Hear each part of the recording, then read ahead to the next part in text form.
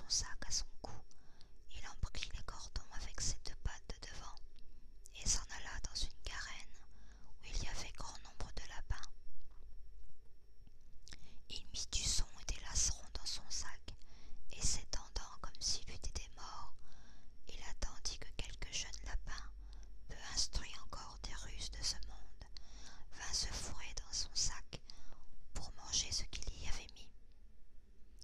À peine fut-il couché qu'il eut contentement. Un jeune étourdi de lapin entra dans son sac, et le maître chat, tirant aussitôt les cordons, le prit et le tua sans miséricorde.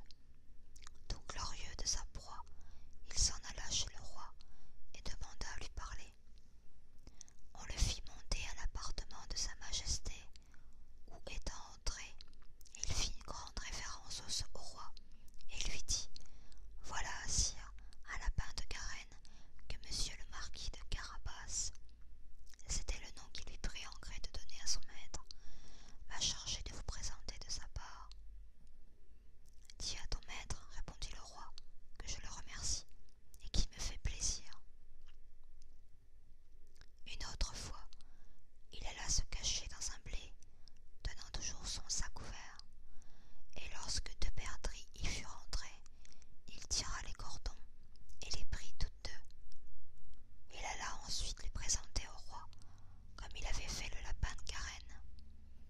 Le roi reçut encore avec plaisir les deux perdrix et lui fit donner pour boire. Le chat continua ainsi pendant 2 ou 3 mois, à porter de temps en temps au roi du gibier de la chasse de son maître.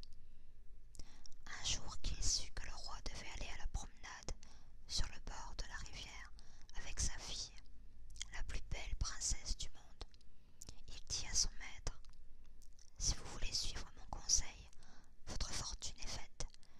Vous n'avez qu'à vous baigner dans la rivière, à l'endroit que je vous montrerai, et ensuite me laisser faire. Le marquis de Carabas fit ce que son chat lui conseillait, sans savoir à quoi cela serait bon. Dans le temps qu'il se baignait, le roi vint à passer, et le chat se mit à crier de toute sa force: Au secours, voilà monsieur le marquis de Carabas qui se noie. À ce cri, le roi mit la tête à la portière, et reconnaissant le chat qui lui avait porté tant de fois du gibier, il ordonna à ses gardes qu'on allât vite au secours de monsieur le marquis